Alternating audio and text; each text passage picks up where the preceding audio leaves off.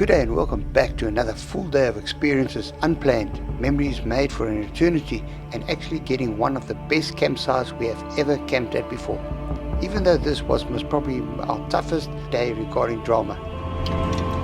It is the 31st of December, last day of 2023. We did not keep in mind that the 31st being a Sunday, that all bottle stores will be closed, which is a big concern in our life.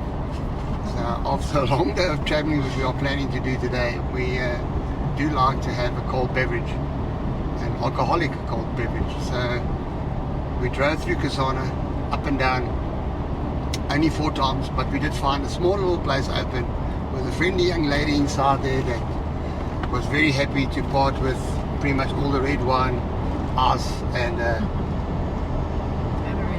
bottle of Amarula, bottle of brandy. We got a little bit of drinks.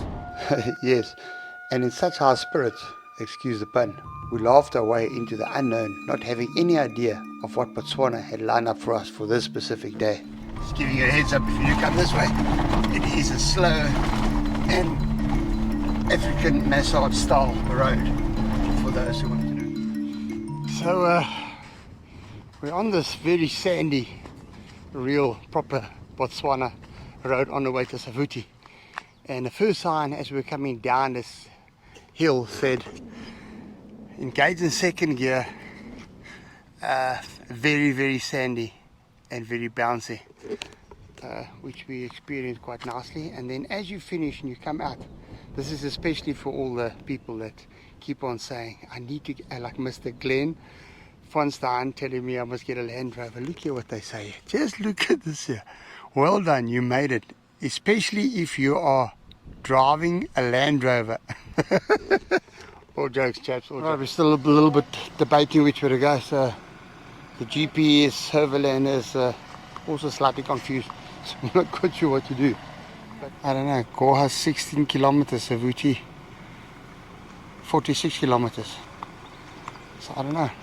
And yes, with confusion and all these plenty of crossroads, we were really not sure if we were on the right road, even with a GPS, a board map of Botswana, and just about every map we could get our hands on at every gatepost.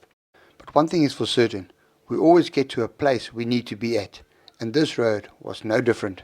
And as fate would have it, 2 stranded overlanders wrestling with a slight setback, but with such charisma and great attitude, I almost wish I had a breakdown myself.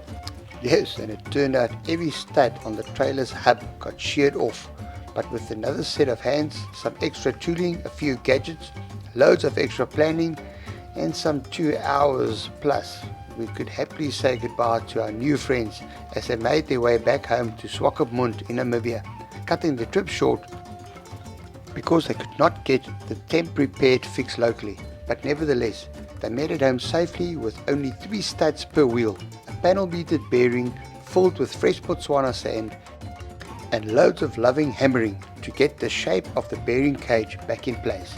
A huge shout out to Mark and Hilke. Drive safe. Ciao, and thank you. Only a pleasure. Only a pleasure. Ciao, ciao. After the friendly encounter, mechanical repairs, and some sun tanning along the way, we finally reached Goha Gate, hoping we would get a campsite. So here's a friendly lady helping us here at the border post. Goha Gate. Goha Gate. There's the Goha entrance gate. And we are on our way to Savuti. But Savuti unfortunately is full, which is not a problem, so we are going to LINYANTI. Which apparently is So we can do the payment for the park fees. Okay. Then we will let you go, and I'll talk to the guy at LINYANTI to let him know that you are coming. And we've got time then. You still got time because the park closes at 7 o'clock. Okay. And easy enough. As we started looking forward to our campsite, so I thought, as we were warned to be careful of the waterlogged roads, keeping in mind this is December and that means rainy season. But in my head, this Hilux does not get stuck, puppy. So, soon to be educated. This would not be the last time either.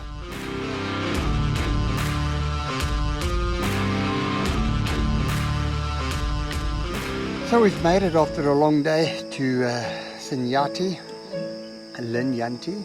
So after a long day we made it to LINYANTI. Day number 6 in Botswana. And yeah, I think we've had a fun day so far. It's been very eventful. And it's all just day. So we've got like a little pointy going. We need some vegetables in the system. We're not going to bore you with all the ins and outs with that. But we wanted to share I don't know if you can hear the background. And but yeah, the main thing is show you guys the sunset over that side. Compliments to New Year, and may you guys all be blessed and have a prosperous New Year. Cheers. Waking up with nature's alarm bells, or screeches if you will. It has been a week on the road and dust, and time for some housekeeping. So it's the 1st of January, and regardless of that, a housewife's work is never done. So today I've decided is housekeeping day. I don't think that any woman can really say that hand washing is their favorite thing to do, but if you're doing washing, looking out in the Chubby River with a pod of hippos 150 meters away, then I think that makes hand washing so much more pleasurable. Even though I realized the importance of this part, housekeeping, I had a slightly different agenda for the morning. Let's go for a walk.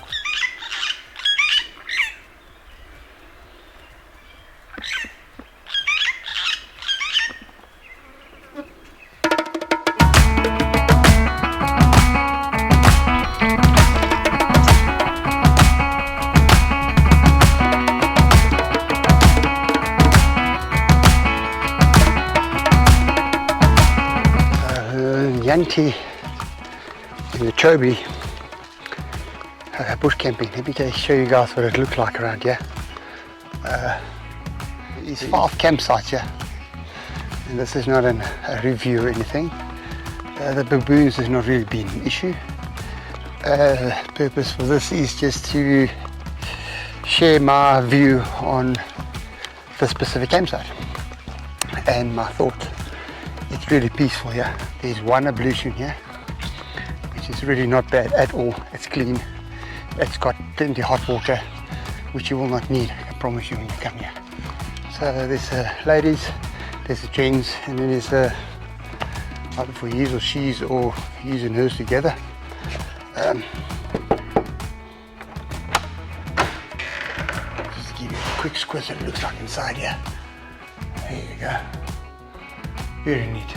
And then next door is just normal bathrooms. So yeah, like I said, 5 campsites, all shaded, all got the Chobe River view.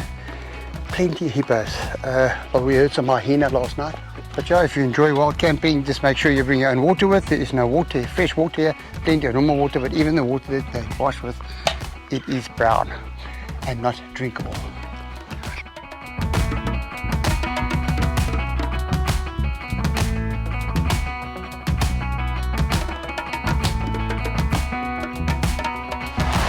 All of a sudden the heavens open up here. Jeez, the day coming down in buckets here.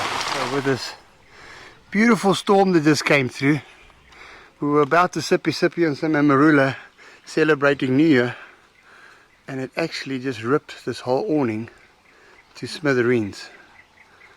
Let's bend the brackets properly. You can see there it's cracked. This thing folded double over the...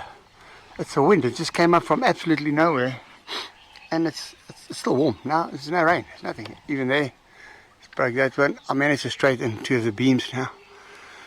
So we'll give it a minute or two, get my breath back and my sense of humour, and then we just panel beat some more. So this has been one day after another with an exciting event. And with the storm out the way, the awning mended, kind of back to our usable state, we thought we'd go for a drive and look for some animals. One thing to remember coming to Botswana in the rainy season is that the animals tend to hide in a dense bush. Water is not scarce this time, so they do not all gather around waterholes like they do in the dry season. But the experience of being here, even out of season, with less than a handful of people nearby, is a solid experience. But I was about to get educated once again as our luck with animal sightings was not great, and my judgments regarding waterholes even worse.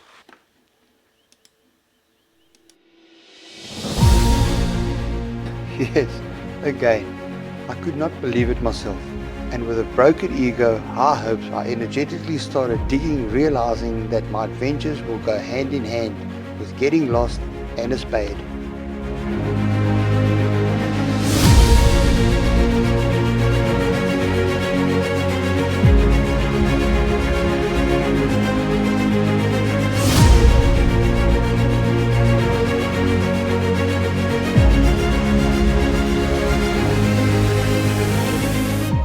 All in all, 2 days of absolute bliss, even with all the excitement. This was exactly what I was hoping for. Thanks for watching, and stick around for the next episode where we will be camping at one of the community camps at Kwai, Mogoto, and then off to Third Bridge in the Moremi, along the Okavanga Delta, where once again we get spoiled to the core with wildlife, big and small, and even some wild dogs.